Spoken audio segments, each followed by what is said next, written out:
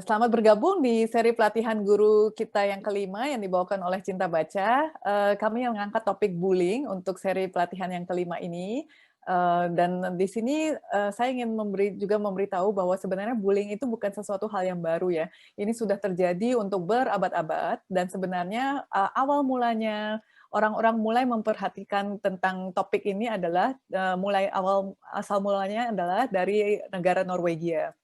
Jadi pada tahun 1982 di negara Norwegia ini terjadi laporan di suatu surat kabar yang mengatakan bahwa ada 3 anak berusia antara 10 sampai 14 tahun dan dalam jangka waktu beberapa bulan itu 3 anak ini bunuh diri.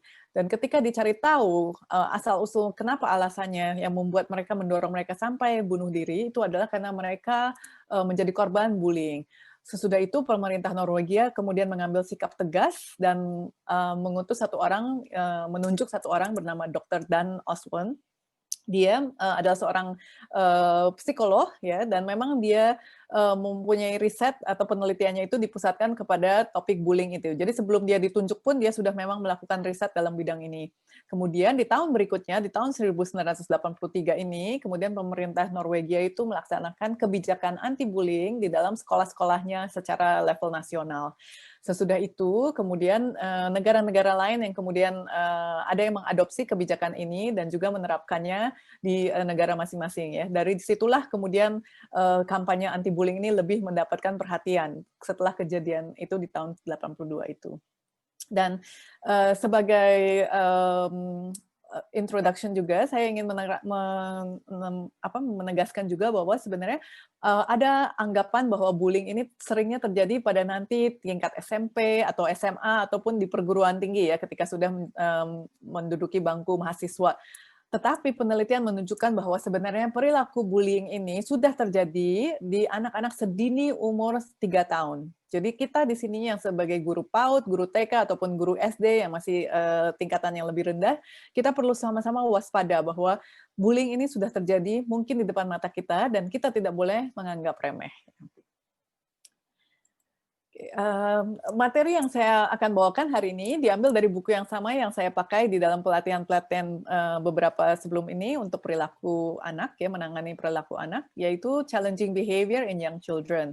Dan kemudian ketika saya mempersiapkan materi bullying ini, saya baru tahu bahwa di Indonesia pun sudah ada kampanye Stop Bullying ya, dan ini diberi nama Sudah Dong ya.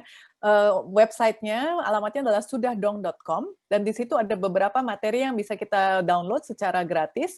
Salah satunya adalah buku panduan melawan bullying, dan juga kemudian ada 2 materi lainnya tentang cyberbullying ya di situ.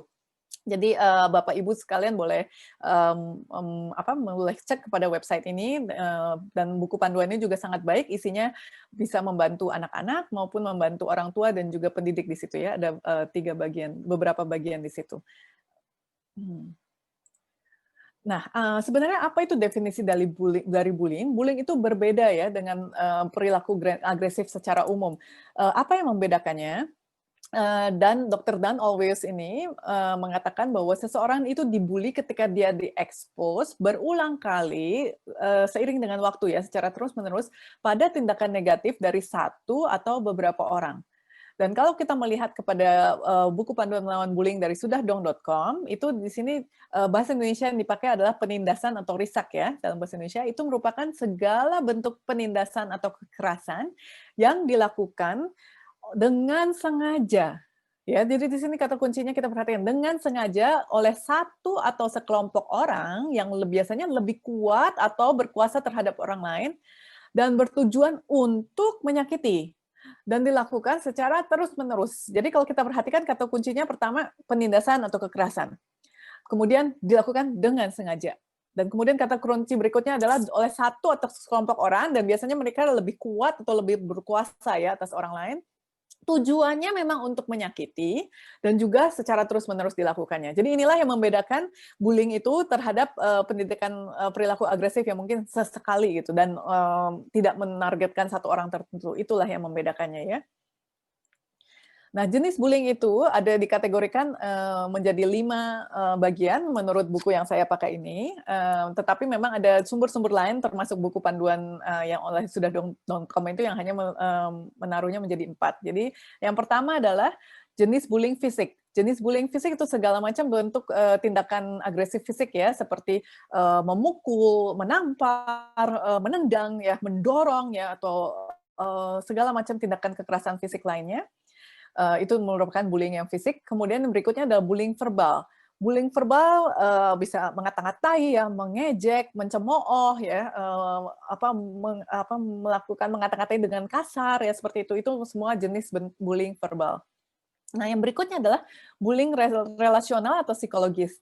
Kalau ini bentuknya adalah lebih pada satu kelompok orang atau seseorang sengaja menyisihkan satu orang teman ini, selalu menyisihkan teman itu supaya yang lain tidak mau berteman dengan dia ya, atau supaya anak ini tidak pernah punya teman bermain misalnya. Dan juga secara sengaja dia juga bisa menyebarkan suatu isu-isu yang tidak benar tentang anak ini.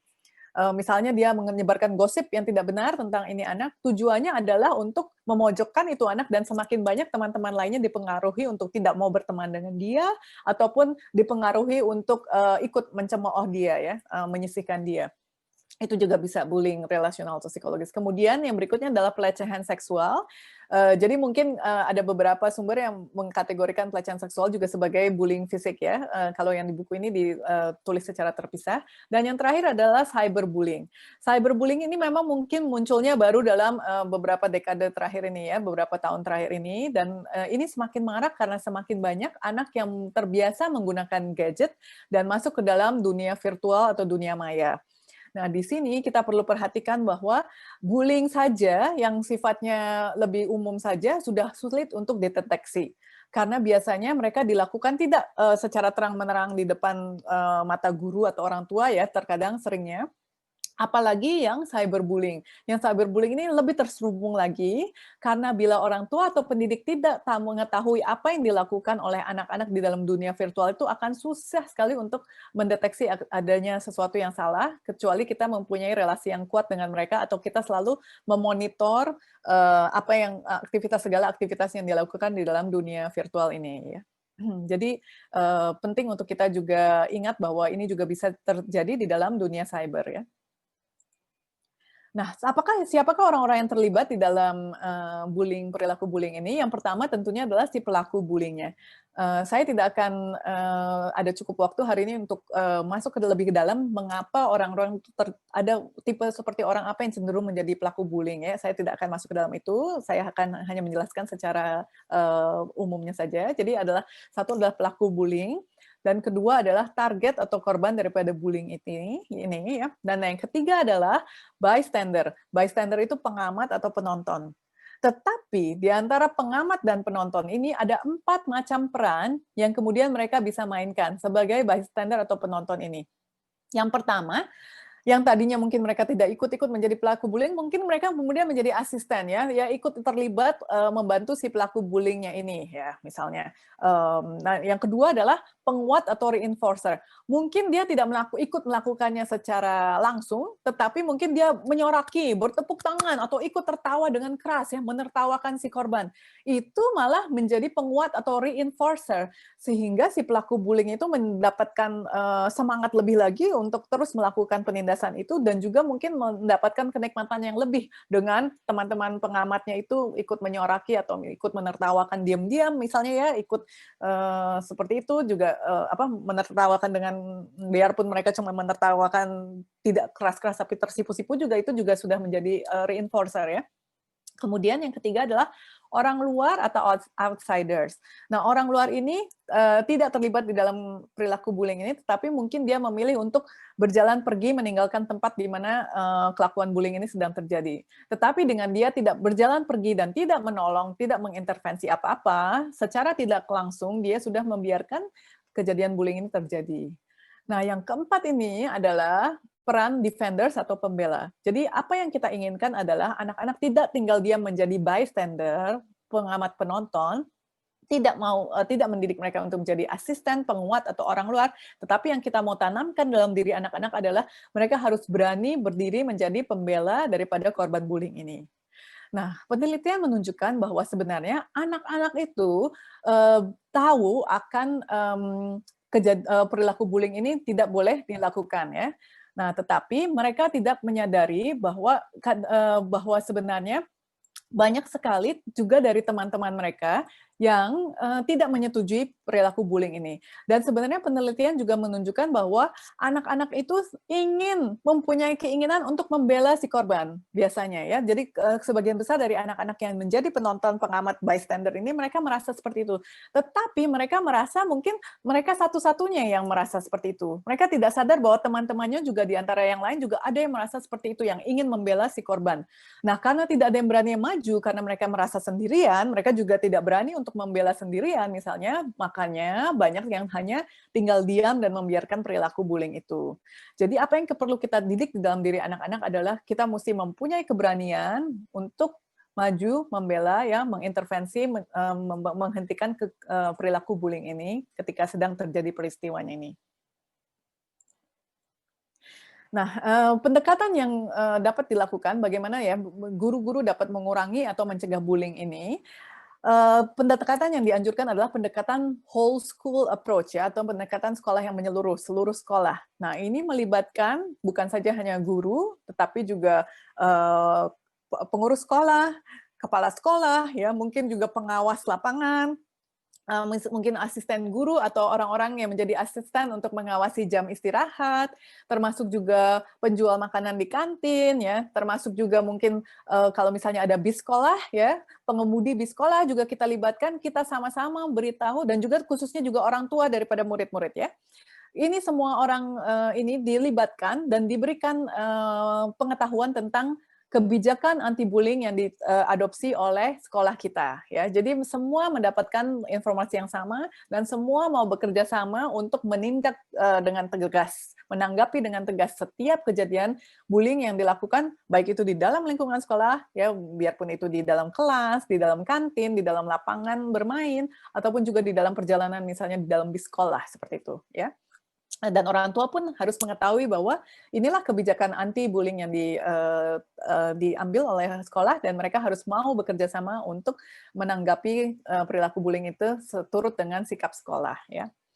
Nah, jadi yang kita harapkan ini adalah bisa mengurangi atau juga mencegah bullying. Bila kita belum punya kejadian bullying di sekolah kita, kita bisa melakukan hal ini untuk mencegahnya. Tetapi bila kita tahu bahwa sudah ada beberapa terjadi kegiatan bullying di dalam sekolah, lingkungan sekolah kita, yang kita harapkan adalah pendekatan ini dapat mengurangi kegiatan bullying. Ya.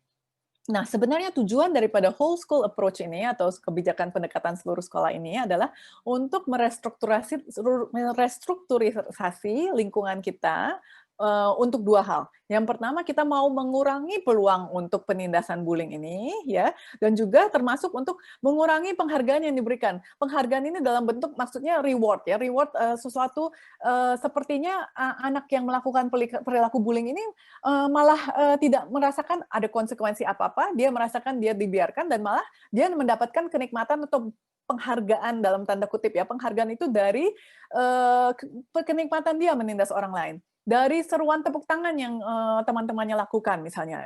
Jadi jangan sampai kita lingkungan sekolah itu mendorong malah memberikan peluang yang lebih kepada perilaku bullying ini untuk terjadi. Jadi tujuannya adalah yang satu untuk mengurangi peluang bullying, yang berikutnya yang harus dilakukan secara pada saat bersamaan adalah untuk meningkatkan penguatan untuk perilaku positif. Meningkatkan penguatan untuk perilaku positif itu berarti kita mau memberikan lebih banyak waktu dan energi untuk lebih menekankan perilaku positif yang terjadi. Jadi kalau misalnya sebagai guru-guru kita terlalu dikuras tenaga dan waktunya untuk menghadapi perilaku-perilaku yang negatif, termasuk bullying, kita akan sangat terkuras energinya dan waktunya juga untuk bisa memperhatikan setiap hal-hal kecil yang positif yang terjadi di kelas kita. Maka kita akan lebih mudah mengabaikan kejadian-kejadian positif, bahkan mengabaikan perilaku positif yang ditunjukkan kepada anak yang ingin berubah ini. Bisa juga seperti itu ya. Jadi kalau ini anak merasa bahwa setiap kali dia mendapatkan perhatiannya hanya dengan melakukan yang negatif, maka dia akan terus terbiasa untuk melakukan yang negatif ya. Di situ dia mendapatkan kenikmatan dia. Tetapi kalau kita mulai mengambil waktu, mengambil tenaga dan juga mencurahkan perhatian kita kepada hal-hal yang positif, maka anak-anak akan melihat bahwa oh sebenarnya saya diperhatikan oleh guru saya ketika saya melakukan hal-hal yang positif seperti itu ya. Oke, yang berikutnya. Kita harus mengingat bahwa sebagai guru, kita mempunyai peran yang sangat penting ya. Guru itu menjadi panutan atau role model di sini ya.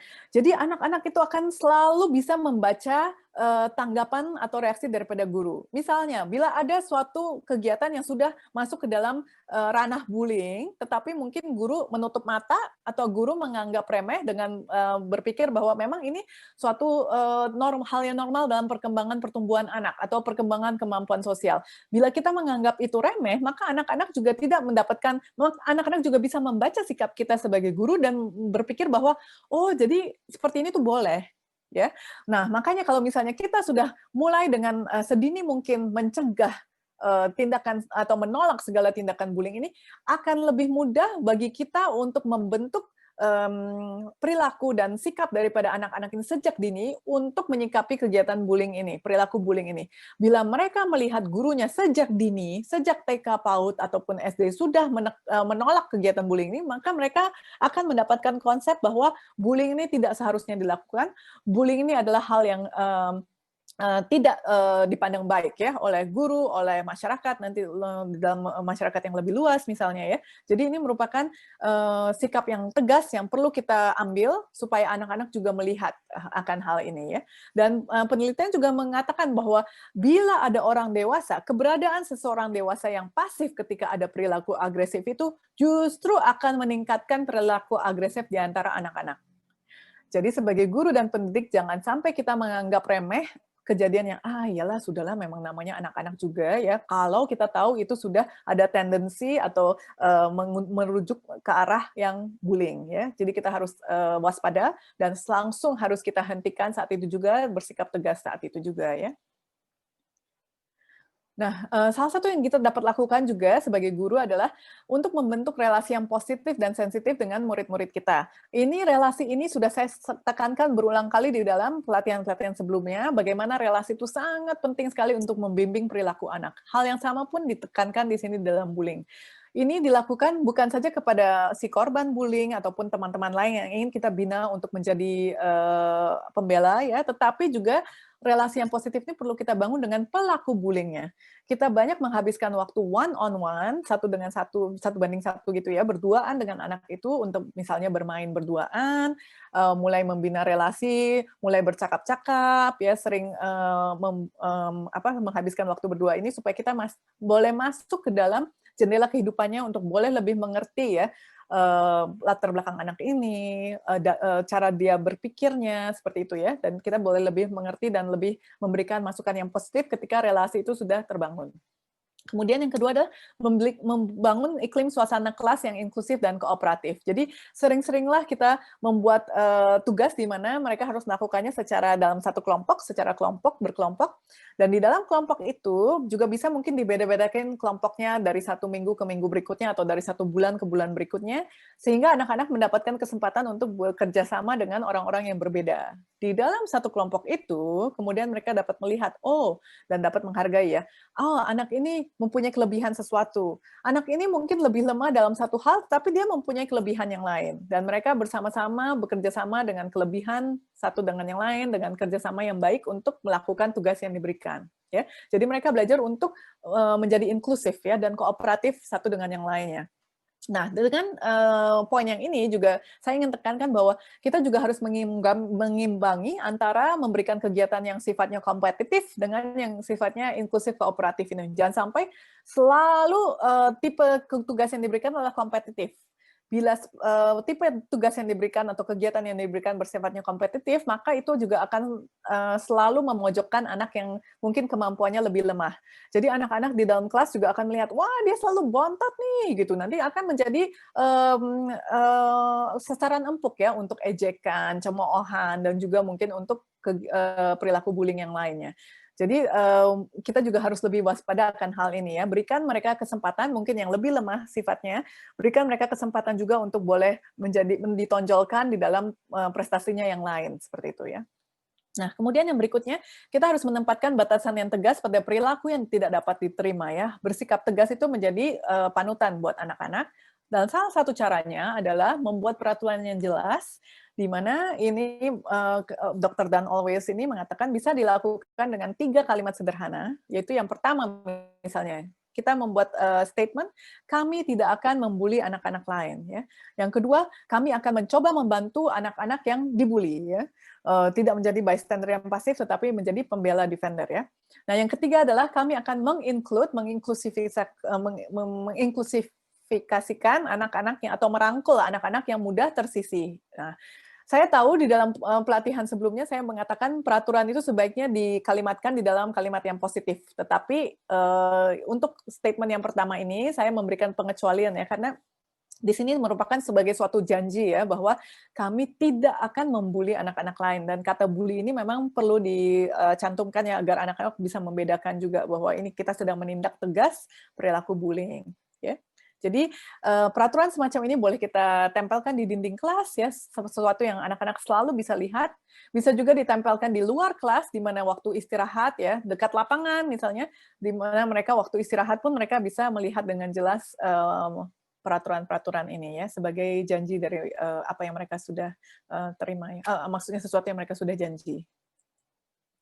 Nah, kemudian di dalam, dari website sudahdong.com ini, salah satu materi yang bisa di-download itu yang, sama-sama aman dan sama-sama nyaman, ini ada, suatu istilah yang tampilkan yaitu, istilah upstander ya. Jadi bukan bystander, tetapi upstander. Dan definisi dari upstander ini adalah mereka yang berani berbicara, berani melawan segala tindak dan perilaku bullying dan penindasan, walaupun mereka tidak menjadi korban. Dan inilah yang ingin kita, pupuk di dalam diri anak-anak, bahwa mereka harus berani untuk menjadi defender ya, upstander, bagi teman-teman yang lain yang menerima perilaku bullying ini. Jadi di sini walaupun ini merupakan, 5 langkah untuk bila anak-anak melihat aksi cyberbullying, tapi ini juga, secara umum bisa diaplikasikan, 5 langkah yang sama bisa diaplikasikan kepada jenis, bullying yang lain ya. Dan ini pun 5 langkah ini juga tertera di dalam buku panduan, melawan bullying itu di, sudahdong.com yang satunya ya. Yang pertama adalah jangan diam, beranilah untuk berbicara, ya jadi ini penting ya, jangan tinggal diam, jangan pasif. Yang kedua, cobalah untuk tidak memperkeruh suasana ya, jangan menyoraki, ya jangan melakukan hal-hal yang malah jadi memperkeruh suasana ya. Yang ketiga, tidak menyarankan korban untuk membalas melakukan tindakan bully. Nah, dukunglah mereka untuk melakukan tindakan yang positif. Di sini, buku ini menekankan juga biasanya ketika anak yang menjadi korban bullying melawan dengan membuli kembali ataupun melawan dengan tindakan agresif, mungkin secara jangka pendek itu akan menghentikan bullying-nya. Mungkin pada saat itu dia akan berhenti ya. Misalnya dia dipukul ya, kemudian si korban memukul kembali dan itu merupakan tindakan agresif kembali ya. Mungkin pada saat itu si pelaku bullying akan kaget dan dia akan berhenti dan mungkin meninggalkan tempat itu. Tetapi kalau kita bayangkan, jadi secara jangka pendek, ya itu berhenti. Tetapi jangka panjangnya kita tidak tahu, mungkin dia akan merasa sangat malu dan marah, lain kali dia mungkin akan mengeskalasikan hal itu, mungkin dia akan mengajak beberapa temannya mengeroyok satu anak ini misalnya, karena dia tidak terima diberi perlakuan seperti itu, dan itu tidak menghentikan aksi bullying ini, malah memperkeruh, dan membuat parah ya situasinya, dan perilaku bullying-nya juga mungkin lebih parah lagi karena sekarang, dikeroyok oleh beberapa orang. Ini misalnya ya contohnya.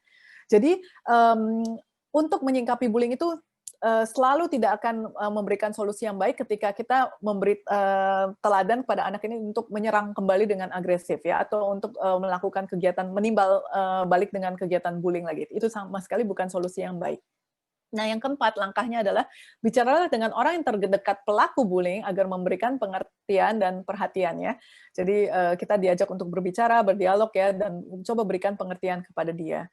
Nah, yang kelima ini yang penting sekali untuk kita tekankan pada anak-anak didik kita atau anak-anak kandung kita ya sebagai orang tua adalah kita perlu melaporkan kepada pihak yang bisa menjadi penengah kasus yang sedang terjadi. Misalnya tentunya orang tua, guru, tokoh masyarakat, dan apabila kejadian ini sudah semakin parah, kita perlu melibatkan penegak hukum. Nah, sebenarnya hal-hal apa ya yang, dapat membantu anak-anak untuk coping ya, untuk cope atau untuk mengatasi bullying ini? Yang pertama adalah harga diri atau percaya diri yang sehat. Penelitian juga menunjukkan bahwa bila anak-anak mempunyai rasa percaya diri atau rasa self esteem yang sehat di dalam diri mereka, maka mereka tidak akan mendapat, rentan untuk menjadi korban bullying ya, karena mereka mempunyai rasa percaya diri yang baik ya, mereka tidak semudah itu untuk dicemooh, diejek, ataupun diinjak-injak ya, dalam tanda kutip diinjak-injak oleh teman-temannya, itu penting ya. Jadi sebagai orang tua dan sebagai guru pendidik, penting sekali untuk kita menanamkan self esteem yang sehat ya, rasa percaya diri dan rasa harga diri yang sehat ini sejak dia kecil dengan cara memberikan banyak sekali dorongan yang positif sifatnya ya. Jadi bukan pujian yang kurang membangun ya, tetapi lebih kepada dorongan. Kalau dalam bahasa Inggris itu dibedakan antara pujian, praise, ataupun dorongan atau encouragement ya. Jadi ini yang lebih kita mau adalah encouragement atau dorongan. Di sini misalnya mereka diberikan suatu tugas, kemudian mereka yang kita tahu mereka bisa melakukannya dengan baik ya, kemudian setelah kita berikan dia semangat dan ketika dia sudah berhasil misalnya kita berikan dia dorongan, "Lihat tuh Nak, Ibu tahu kamu bisa melakukannya dan sekarang benar kan kamu melakukannya dengan baik, Ibu bangga sekali dengan kamu," misalnya ya. Dan ini merupakan suatu dorongan yang positif yang bisa secara pelan, perlahan-lahan membangun self esteem dia yang sehat ya. Nah, kemudian yang kedua adalah ketegasan, assertiveness skills. Anak-anak yang sifatnya lebih tegas, lebih berani untuk menyetop kelakuan bullying terhadap dirinya, itu adalah anak-anak yang biasanya juga bisa eee, menyetop atau menghentikan si pelaku bullying ini. Karena pelaku bullying ini kalau misalnya ditindak tegas, ditolak oleh teman itu, misalnya dia berkata stop gitu dan dia berjalan pergi meninggalkan tempat itu ya, tidak mau menerima perilaku bullying itu, maka biasanya cenderungnya pelaku bullying juga akan berhenti dan kemudian biasanya dia akan mencari sasaran empuk yang lainnya ya. Jadi anak-anak juga perlu dibangun di dalam kemampuan mereka bersikap tegas akan perilaku semacam ini. Nah, yang ketiga adalah kemampuan sosial. Ini menarik sekali karena di buku ini juga saya baca bahwa kemampuan sosial ini lebih ditujukannya kepada korban bullying dan teman-temannya yang cenderung menjadi bystander. Sebab untuk pelaku bullying biasanya kemampuan sosial mereka itu sudah sangat tajam. Jadi wawasan sosial mereka, kemampuan, untuk melihat secara sosial ya dan juga, secara cognition, social cognition, kognisi sosial mereka itu sebenarnya tinggi dan sangat tajam. Mengapa? Karena mereka akan bisa mengamati semua teman-temannya dan mereka tahu betul siapa yang cocok untuk dijadikan korban. Dan juga selain itu, dia juga karena kemampuan, penglihatan sosial ini sangat tajam dan sudah sangat tinggi, dia juga tahu benar hal apa yang dia perlu lakukan untuk paling menyakiti si korban ini. Jadi sebenarnya secara kemampuan sosial tuh dia mempunyai kognisi sosial yang sangat tinggi. Karena itu pendekatan sosial ini dan juga misalnya kita mencoba untuk membangun empati ini, biasanya tidak akan, bekerja dengan tidak bisa menjadikan solusi yang baik untuk pelaku bullying ini. Ketika kita mencoba menelakui pendekatan secara empati, malah mungkin dia lebih menikmati lagi perilaku itu. Karena waktu kita mencoba memberikan dia empati, memberikan dia kesempatan untuk melihat dari sudut sudut si korban, dia malah merasakan, "Ah, inilah memang yang saya mau, yang tujuan saya yaitu menyakiti itu supaya dia merasa itu." Jadi pendekatan empati itu biasanya tidak sukses ya, tidak, bukan merupakan solusi yang baik ya. Nah, karena itu pendekatan yang perlu kita lakukan untuk pelaku bullying lebih kepada secara moral, bukan secara sosial. Jadi pendekatan moral yang perlu dilakukan adalah ya memberikan penekanan bahwa bullying itu tidak boleh, ya secara moral itu tidak baik dan tidak boleh dibiarkan seperti itu. Itu lebih kepada pendekatannya untuk pelaku bullying. Nah, kemudian saya kembali kepada kemampuan sosial. Jadi untuk kemampuan sosial ini, apa yang kita boleh bangun yaitu, lebih memperlengkapi anak yang sering menjadi korban itu dengan kemampuan sosial, dengan bagaimana dia bisa berelasi dengan baik dengan teman-temannya, bagaimana kita bisa membantu dia mungkin untuk mencari teman buddy ya, teman-teman yang baik yang bisa melindunginya dan bisa dipercaya untuk membelanya misalnya ya. Dan juga kepada teman-teman yang lain, anak-anak yang lain, social skills yang diberikan adalah bagaimana mereka harus mau berani menjadi upstander yang tadi ya, menjadi bukan bystander yang pasti, tapi menjadi upstander ya, orang-orang yang berani menjadi pembela atau defender ketika perilaku bullying ini dilakukan. Nah, kemudian keempat ini kemampuan kerjasama itu juga penting untuk bisa membantu anak-anak mengatasi bullying, seperti yang tadi saya sudah jabarkan di dalam kerja kelompok ya. Nah, kemudian apa yang membantu mereka untuk cope dengan bullying adalah juga mempunyai teman ya.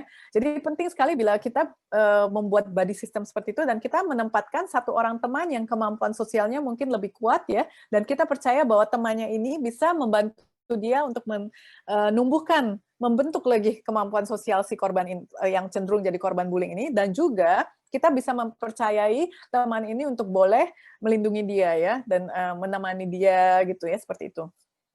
Nah, kemudian yang berikutnya adalah locus control internal ya. Jadi di dalam locus control internal ini, bila seseorang anak ini tidak mempunyai locus control internal, maka dia lebih sikapnya adalah pasrah dan dia merasa dia memang sudah semestinya menerima perlakuan ini, mungkin karena dia percaya bahwa ada sesuatu dalam dirinya yang salah sehingga dia patut menjadi korban. Nah, bila sikapnya menerima, selalu menerima dan pasrah dan tidak merasa berdaya untuk melakukan apapun merubah situasinya, itulah di mana dia tidak mempunyai locus control internal. Nah, caranya adalah kita membangun locus control internal ini dengan menimbulkan rasa percaya diri bahwa dia bisa melakukan sesuatu untuk mengubah situasinya.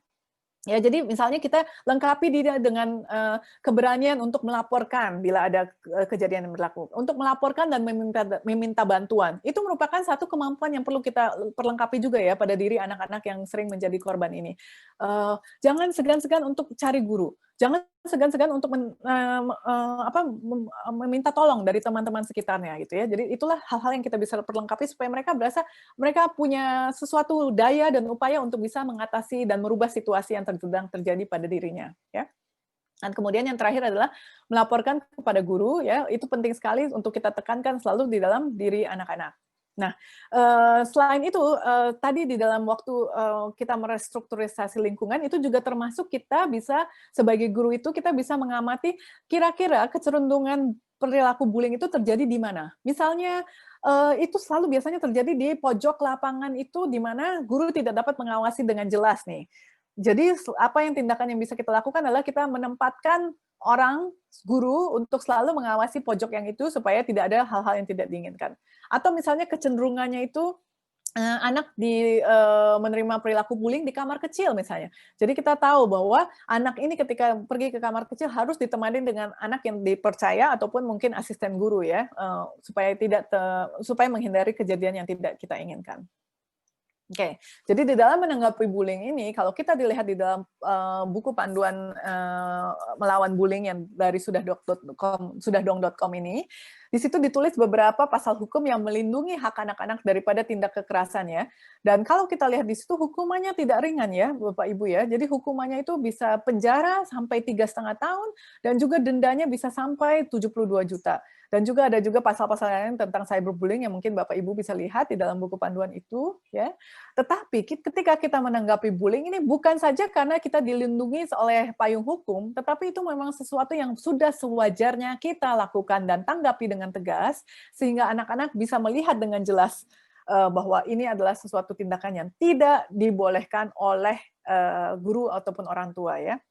Nah, kemudian apa yang terjadi bila kita ada seseorang anak yang melaporkan kejadian itu kepada kita, kejadian bullying, tetapi kita tidak ada di situ dengan tidak menyaksikannya dengan mata kepala kita sendiri. Umumnya reaksi yang langsung kita ambil adalah, wah tadi saya nggak lihat ya, saya nggak tahu itu benar nggak ya. Dan kemudian saya mungkin akan berpikir, sebagai guru saya akan berpikir, ya udah deh, tunggu aja deh kalau misalnya kejadian itu terulang lagi, baru saya akan mengambil tindakan. Nah, di buku ini diberikan juga peringatan bahwa bila ada satu anak yang melaporkan kejadian bullying kepada dirinya, jangan menganggap remeh dan jangan menganggap bahwa anak ini mengada-ngada. Langsung kita harus percaya kepada hal ini, karena penelitian sekali lagi menunjukkan bahwa anak jarang sekali berbohong tentang kegiatan agresif yang menimpa dirinya, khususnya juga perilaku bullying ya. Jadi anak-anak untuk dapat bercerita kepada guru saja sudah memerlukan keberanian yang besar. Karena mereka harus punya nyali yang cukup ya, punya keberanian yang cukup untuk melaporkannya kepada guru karena dia resikonya apa? Resikonya bisa saja si pelaku bullying tahu dia melaporkannya, kemudian ketika si pelaku bullying dihukum, dia marah dan mungkin dia lebih ditindas lebih, parah lagi misalnya, seperti itu ya. Jadi biasanya anak-anak tidak akan berbohong tentang hal ini, lalu langsung kita harus percayai. Tetapi karena kita tidak melihat kejadiannya, mungkin kita memang tidak bisa langsung menindak tegas pelaku bullying-nya karena kita tidak melihat. Tetapi langkah yang bisa kita ambil adalah, kita harus bisa langsung melindungi si anak ini, memberikan dia rasa aman dan nyaman. Sehingga anak ini juga tidak merasa percuma kalau melaporkannya kepada gurunya, ya. Jadi, apa yang sikap yang kita ambil misalnya, langsung kita harus mengawasi dengan jelas anak ini, dimanapun dia berada. Pas lagi jam bermain di luar, pas lagi ada di kantin misalnya untuk anak SD atau, yang lainnya ya, atau pas dia lagi ke kamar kecil, kita harus memastikan bahwa dia tidak sendirian dan harus ada selalu guru atau asisten guru yang sedang mengawasi, anak ini. Untuk menangkap kejadian ini dan bisa lebih menindak dengan tegas ya si pelaku bullying-nya. Jadi jangan sampai kita menganggap remeh atau menganggap anak ini berbohong ya, langsung tindak tegas, secara serta-merta ya. Nah, ketika kita menanggapi bullying ini, apa yang perlu kita lakukan? Yang pasti kita harus berbicara pada si pelaku dan juga pada si target. Tetapi yang perlu kita fokuskan terlebih dahulu adalah berbicara kepada target dan korban duluan. Karena situasinya, keadaannya adalah mereka yang terlukai ya, mereka yang sudah terlukai walaupun secara fisik ataupun secara batin ya. Jadi kita harus tanggapi dahulu kepada si korbannya ini, berbicara kepada korban atau target nih. Kita mendengarkan dengan baik ceritanya dan kita juga melontarkan pertanyaan-pertanyaan yang sifatnya terbuka. Jangan pertanyaan yang sifatnya hanya bisa dijawab ya, tidak, ya, tidak. Itu pertanyaan yang tertutup ya. Ketika kita melontarkan pertanyaan yang terbuka, dia harus menceritakannya dengan kalimat-kalimat dia sendiri. Misalnya, coba ceritakan kepada ibu guru, bapak guru, apa tadi yang terjadi sehingga dia boleh bercerita dan berikan dia waktu ya. Kan kadang-kadang mungkin mereka masih trauma ya. Berikan dia waktu, sabar ya, berikan, jangan diburu-buru jawabnya, seperti itu ya. Dan juga berikan dia, perhatiannya kita ya, dan jangan sekalipun sampai memberikan kesan bahwa dialah penyebabnya menjadi korban. Jadi jangan sampai kita ucapkan, "Iya kamu sih ibu udah lihat ya, kamu selalu, kamu selalu berpakaiannya aneh sih, sepatu kamu aneh ya, makanya kamu selalu diejek-ejek." Jangan seperti itu ya, karena, yang mau kita tegaskan adalah perilaku bullying apapun itu tidak boleh terjadi ya. Jangan sampai si korban malah tambah merasa ciut, "Oh iya ya memang ini salah saya, karena suatu hal yang ada dalam diri saya yang menyebabkan saya menjadi korban." Jadi penting sekali untuk kita melakukan hal itu ya. Jangan memberi kesan yang salah. Nah, kemudian yang berikutnya yang perlu kita ingat adalah, jangan sampai kita menjanjikan kepada si korban bahwa kita tidak akan menceritakannya ke siapapun. Karena kita pasti harus menceritakannya kepada orang tuanya, kepada pihak sekolah, dan juga kepada orang tua daripada pelaku si bullying ini. Ya, jadi jangan sampai mengiming-imingkan suatu janji yang palsu ya. Ayo coba ceritakan kepada bapak guru, pada bu guru. Bu guru janji deh, tidak akan cerita ke siapa-siapa. Jadi kamu boleh, ibu guru jaga deh rahasianya, itu jangan sampai dijanjikan seperti itu. Kemudian hal yang berikutnya yang perlu kita ingat adalah, anak ini mungkin akan keberatan kalau kita bilang kita akan bicara pada orang tuanya. Biasanya anak-anak akan takut kalau nanti kita melaporkannya kepada orang tuanya, nanti akan memperkeruh suasana. Tetapi kita perlu ingat, kita mau tidak mau harus memberitahu orang tuanya daripada korban bullying ini, dan kita tidak memerlukan persetujuan darinya. Dia tahu kita akan ngomong kepada orang tua, berbicara kepada orang tuanya, tetapi kita tidak harus menunggu sampai anak ini setuju supaya kita bisa memberitahu orang tuanya, ya, tidak seperti itu. Nah, kemudian kepada pelaku bullying. Nah, kepada pelaku bullying ini, ketika kita berbicara, penting sekali kita berbicaranya dengan kepala yang dingin. Ini ditekankan sekali, bersikaplah dengan kepala yang dingin, jangan sampai kita terbawa emosi. Kita perlu ingat, si pelaku bullying ini pastinya sudah sering sekali mendapatkan perilaku yang misalnya teguran yang sangat keras dari gurunya, mungkin malah juga pernah mendapatkan tindakan secara fisik, misalnya dijewer ya, atau dicubit, atau di apa gitu ya, oleh gurunya, misalnya dipukul pakai mistar kayu misalnya ya. Saya tidak tahu kalau zaman dulu kan guru masih ada yang suka pukul pakai mistar kayu atau apa untuk menghukum seperti itu ya. Karena ketika dia sudah terbiasa melakukan hal ini dan ketika guru melakukan misalnya memaki-maki, memarahi secara kasar di depan teman-temannya, itu sama saja seperti guru sedang mencontohi bahwa perilaku agresif itu boleh. dilakukan ya. Walaupun memang konteksnya berbeda ya, ini dia sedang menerima ganjarannya, tetapi pendekatannya bila pendekatannya secara agresif pula dari pihak gurunya, itu tidak memberikan solusi yang baik juga ya. Dan saya tahu sekali bahwa ini sulit sekali untuk dilakukan. Sebagai guru, walau kita sudah dihadapi dengan perbuatan perilaku bullying ini, pasti kita udah kepalanya sudah panas, kita meluap-luap dengan emosi ya. Tetapi kita harus ingat bahwa ini bukan pendekatan yang baik, yang cocok ya untuk si pelaku bullying ini. Tenangkan dulu diri kita, pastikan kita kepala dingin, kemudian kita undang anak ini untuk berdialog dengan kita. Intinya di sini berdialog ya, bukan tiba-tiba diceramahin, dimarahin dengan secara keras sekali gitu ya. Tetapi kita ajak dia berbicara satu dengan banding satu ya, ataupun mungkin misalnya sekelompok anak yang membuli ya, bicara dengan mereka tanpa ada anak-anak yang lain yang menonton atau apapun ya. Kemudian kita bicara dengan tegas, tetapi kita ajak dia untuk, ibu sekarang atau bapak guru atau ibu guru sekarang mau dengar apa pendapat kamu tentang ini, apa masalahnya ya. Jadi mereka boleh bercerita. Waktu mereka bercerita, dengarkan juga dengan baik, tetapi juga tetap hormati anak ini dan jaga harga dirinya. Aduh, itu susah sekali. Saya tahu itu susah sekali. Boro-boro ya, Bapak Ibu ya, saya nggak marah aja udah bagus gitu ya. Boro-boro untuk menjaga, menghormati anak ini. Rasanya itu mungkin hal yang terakhir yang akan kita lakukan kepada si pelaku bullying ini. Tetapi penting sekali. Jadi ketika anak ini disikapi dengan tenang, dan kita tetap menghargai dan menghormati anak ini sebagai individu, maka dia akan melihat, kok beda ya? Sikap guru ini kok beda? Dan mungkin dia akan melihat hal yang lain daripada guru ini, sehingga dia bisa menerima lebih banyak masukan yang positif daripada guru ini, ketimbang ganjaran yang keras. Ya. Jadi memang kita harus sangat berhati-hati dan perlu panjang sabar ya untuk menikapi kepada si pelaku bullying ini. Ya. Nah, kemudian yang berikutnya, haruskah ada konsekuensi pada pelaku bullying ini? Nah, konsekuensi ini juga ada dua kubu ya di dalam pendekatan cara memberikan konsekuensi kepada si pelaku bullying ini. Tetapi yang pasti penelitian sekali lagi menunjukkan bahwa konsekuensi yang sangat yang mungkin bersifat kejam mungkin ya, itu tidak bersikap membangun kepada pelaku bullying ini. Malah timbal baliknya adalah dia akan memperparah perilaku bullying-nya ini. Mungkin dia marah kepada korbannya, dia menindak lebih bersikap lebih menindas lagi kepada si korban. Itu bisa terjadi. Maka pendekatannya ada dua ya di sini. Kalau Dr. Don Always ini, dia menyatakan mengajak ngomong secara tegas kepada anak ini ya, tatap muka, mengajak ngomong dengan tegas, menegaskan bahwa tindakan ini tidak boleh dilakukan, yang pendekatan secara moral seperti yang tadi saya sudah jabarkan ya. Tetapi juga bisa mungkin ada beberapa sekolah yang mengingatkan, meminta anak ini, pelaku bullying ini untuk menandatangani kontrak atau perjanjian. Saya tidak akan melakukan bullying lagi. Dan perjanjian atau kontrak yang ditandatangani ini tidak memerlukan pengakuan bahwa dia telah melakukannya. Jadi walaupun dia debat, dia tidak melakukannya, nggak apa-apa. Pokoknya sekarang perjanjiannya adalah saya menandatangani perjanjiannya untuk tidak melakukan lagi. Nah, ini adalah pendekatan dari si Dr. Bapak Dr. Don Always ini. Kemudian pendekatan yang berikutnya dari kubu yang lainnya adalah pendekatan formatif ya.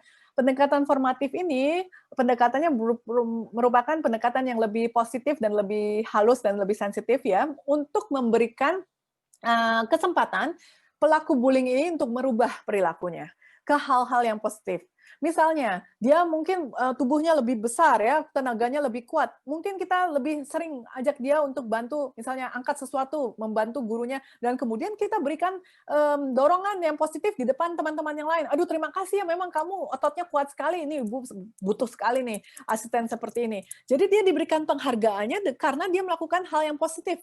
Dan kepada dirinya pun ditanamkan bahwa saya diperhatikan guru saya dan dihargai oleh guru saya, dan juga di mata teman-temannya ketika saya melakukan hal yang positif.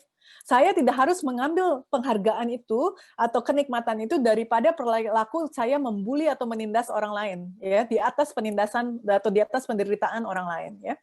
Jadi itu mulai merubah konsep dia, memberikan dia kesempatan untuk merubah sifatnya ya, atau suatu karakteristik dalam dirinya ke hal yang lebih positif.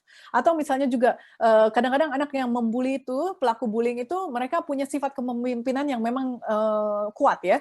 Nah, itu kita channelkan, salurkan kepada hal-hal yang positif. Misalnya kita berikan dia menjadi ketua kelas. Nah, menjadi ketua kelas kemudian misalnya kita berikan dia tugas, coba pada hari ini catat semua perilaku kebaikan yang kamu bisa lihat di mata oleh mata kamu gitu ya.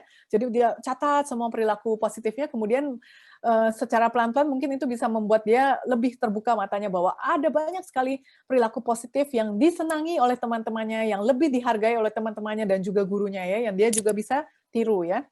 Seperti itu. Dan misalnya juga contoh lainnya, meminta anak pelaku bullying ini untuk membacakan buku cerita tentang bullying misalnya, sehingga dia juga bisa melihat sekali lagi ya, sebenarnya dia sedang melakukan hal yang sangat tidak terpuji secara moral ya, seperti itu. Oke, nah kemudian yang terakhir ini adalah sesuatu yang kita perlu ingat, bekerja sama dengan orang tua. Kita sudah belajar di pelatihan sebelumnya bahwa penting sekali untuk bekerja sama dengan orang tua untuk menangani perilaku anak, khususnya juga tidak terkecuali bullying. Menanggapi bullying ini kita perlu sekali kerjasama yang kuat dengan orang tua agar langkah-langkah yang diambil bisa tepat dan seragam ya antara lingkungan rumah dan lingkungan sekolah sehingga perubahan yang kita inginkan bisa juga terjadi dengan lebih cepat. Nah, di dalam kita bertemu dengan orang tua, itu harus dilakukan secara terpisah. Dengan orang tua yang menjadi korban, dengan orang tua yang menjadi pelaku bullying ini. Nah, perbedaan daripada pertemuan dengan orang tua ini dengan pertemuan untuk mengatasi perilaku yang lain adalah, untuk pertemuan ini biasanya disarankan ada pihak sekolah yang lebih tinggi untuk hadir di dalam pertemuan ini. Misalnya kepala sekolahnya, ataupun pengurus sekolahnya, ataupun mungkin koordinator kelas, guru koordinator kelas. Jadi yang seseorang lain yang bisa hadir di pertemuan itu, sehingga orang tua, baik orang tua dari pelaku bullying ataupun orang tua daripada korban bullying ini, melihat bahwa ini sesuatu yang berbeda dengan pertemuan orang tua lainnya ya. Biasanya kan cuma dengan satu gurunya. Kalau ada keberadaan satu orang lagi yang tingkatnya juga lebih tinggi secara secara levelnya di sekolahnya, mereka melihat bahwa ini sesuatu yang serius yang ingin kita tanggapi ya. Jadi ini penting untuk diingat ya. Ajaklah seseorang yang lebih tinggi levelnya untuk hadir di dalam pertemuan ini. Nah, ketika kita berbicara dengan orang tua daripada korban bullying ini, kita juga harus siap mental ya, siap untuk tetap berkepala dingin karena pasti kalau mereka belum pernah mengetahui hal ini dan kita ceritakan pertama kali, dia pasti akan kaget ya, terkejut dan juga mungkin reaksinya adalah marah. Kok nggak becus sih? Sebagai guru kenapa bisa ini sampai terjadi ya? Nggak terima gitu ya. Jadi dengan sabar biarkanlah mereka meluapkan isi hati mereka. Kita cuma berikan dia angguk-angguk ya, berikan pengertian bahwa kita menerima luapan itu, tetapi jangan sampai jadi adu mulut siapa salah siapa gitu. Jangan sampai kita juga harus defensif, membela diri ya. Karena fokusnya adalah apa yang kita perlu lakukan sekarang ke depannya, langkah-langkah apa yang perlu kita ambil ya, memupuk harga diri si anak ini, memberikan dia teman buddy ya yang baik atau hal-hal seperti itulah yang menjadi fokus kita. Jadi jangan sampai tenggelam kepada salah menyalah atau mendiskusikan ya, lebih mendalam lagi saling salah menyalahkan seperti itu ya. Nah, kemudian ada juga kejadian di mana orang tua melaporkan kepada kita dan kita sebagai guru belum pernah tahu bahwa hal ini terjadi. Nah, ini mungkin luapan emosinya bisa lebih lagi ketika dia melihat reaksi kita ya, kaget ya. Nah, ini pun sebagai guru kita juga perlu siap mental, terimalah ya, jangan adu mulut untuk membela diri kita atau ngeles ya seperti itu, tetapi terima masukan itu dan yang penting kita fokuskan adalah ke depannya bagaimana dan juga keyakinan, taruhlah keyakinan dalam diri orang tua ini bahwa kita kita akan menindak dengan tegas, menanggapi dengan tegas langsung serta-merta ya. Jadi jangan sampai orang tua menjadi tanda tanya. Jadi gurunya akan menanggapi atau tidak ya, jangan sampai mereka tidak tahu dengan hal ini. Jadi kita harus berikan keyakinan dalam diri mereka, kita menanggapi dengan serius dan dengan tegas setiap perilaku bullying. Ya. Nah, kemudian dengan orang tua yang menjadi pelaku bullying, nah ini kita perlu reaksinya juga kita perlu siap mental juga ya. Macam-macam reaksinya, ada yang mungkin berkata meremehkan ya. Biasalah itu anak kecil memang kan seperti itu. itu kan dulu kita waktu kecil juga sama lah, kita dorong-dorongan, kita ejek-ejekan gitu, nanti juga mereka stop ya seperti itu. Nah, kalau misalnya terjadi seperti ini, kita perlu juga menyatakan dengan tegas ini adalah kebijakan anti bullying yang ada di sekolah ini dan kejadian ini juga sudah terjadi, kita tidak bisa biarkan karena kebijakan kita adalah setiap anak berhak untuk merasa aman dan nyaman di lingkungan sekolah ya, ataupun mungkin di luar sekolah di dalam perjalanan pulang misalnya seperti itu ya. Jadi jangan sampai orang tua menganggap remeh juga perlakuan anaknya yang sebagai pelaku bullying ini. Ini kita harus tangani dari sedini mungkin. Dan kemudian juga ada mungkin orang tua yang berkata itu ya mengingkari ya, dia bilang nggak mungkin anak saya jadi pelaku bullying, di rumah sama sekali tidak seperti itu ya. Nah ada beberapa hal juga bahwa mungkin saja ini terjadi karena memang ada juga kasus-kasus, sering juga kasus-kasus terjadi di mana si pelaku bullying ini sebenarnya sudah melihat kekerasan terjadi di dalam rumah tangganya ya, misalnya di antara orang tuanya sering ada tindakan agresif ya. Tetapi belum tentu mungkin itu dilakukan kepada anaknya ya, tetapi mungkin karena dia tidak bisa merasa melakukan sesuatu, dia melampiaskan kemarahannya ini dengan melakukan bullying kepada teman-temannya di sekolah. Ataupun ada juga orang tua yang membesarkan anak-anaknya dengan gaya yang sangat otoriter, bukan otoritatif ya, tetapi otoriter seperti militer. Sangat keras sekali, kalau diberi hukuman hukumnya juga dengan sangat kejam sekali gitu ya. Tidak ada kasih sayang yang hangat dan juga tidak ada pengampunan di situ misalnya ya, selalu ditindak dengan keras gitu ya, sehingga dia sangat mungkin merasa tidak bisa mengekspresikan dirinya, tidak bisa mengungkapkan emosinya, itu juga bisa jadi jatuh ke dalam pelaku bullying, sehingga dia melampiaskan kekesalannya, ketidakpuasannya itu, atau pengeluapan daripada emosinya itu dia lampiaskan kepada menindas orang lain ya. Itu juga bisa terjadi. Tetapi sebagai guru kita tidak boleh berasumsi negatif ya terhadap orang tua. Jadi kita jangan berprasangka apa-apa seperti yang kita juga sudah tekankan ya di pelatihan-pelatihan sebelumnya. Ajak mereka berdialog dan juga yang penting adalah fokus kepada apa yang akan dilakukan ke depannya dan fokus kepada sikap daripada sekolah untuk bertindak dengan tegas kepada setiap perilaku bullying. Itu yang perlu kita ingat ya. Nah, ini adalah ketiga kalinya saya memperlihatkan gambar ini karena sekali lagi kita harus selalu ingat, anak yang paling susah kita sayangi atau kasihi ya, termasuk si pelaku bullying ini yang mungkin kita udah sampai ubun-ubun ya, sudah kepala, udah rasanya mau meledak gitu kepalanya ya, udah habis kesabaran kita. Inilah anak-anak yang paling membutuhkan kasih sayang kita. Jadi jangan menyerah ya, jangan putus asa, kita masih mempunyai kesempatan untuk bisa memberi perubahan dalam perilakunya, terutama dengan memberikan dia kasih sayang, perhatian, dan juga relasi yang positif dan sensitif itu terutama kepada si pelaku bullying ini. Ya. Jadi ingatlah hal ini, kita punya andil, dan kalau kita ingat misalnya di dalam lingkungan rumahnya dia tidak bisa mendapatkan hal itu, guru juga mempunyai kesempatan emas untuk bisa memberikan kasih sayang pada dia, memberikan perhatian ketika dia melakukan hal-hal yang positif, hal-hal yang baik, berikan dia dorongan yang positif, sehingga dia bisa mulai berubah ya persepsinya bahwa dia dapat dihargai ketika dia melakukan hal yang positif dan bukan mendapatkan kenikmatan dirinya melalui penderitaan orang lain dengan menindas orang lain ya. Oke, ada banyak sekali juga buku-buku cerita. Ini mungkin saya yang berikan dalam bahasa Inggris ya, karena saya mungkin lebih familiar dengan buku-buku yang cerita yang bahasa Inggris. Dan ini kalau Bapak Ibu ingin melihatnya, biasanya bisa diambil dari YouTube. Sekarang di YouTube banyak sekali video di mana buku-buku cerita ini dibacakan ya.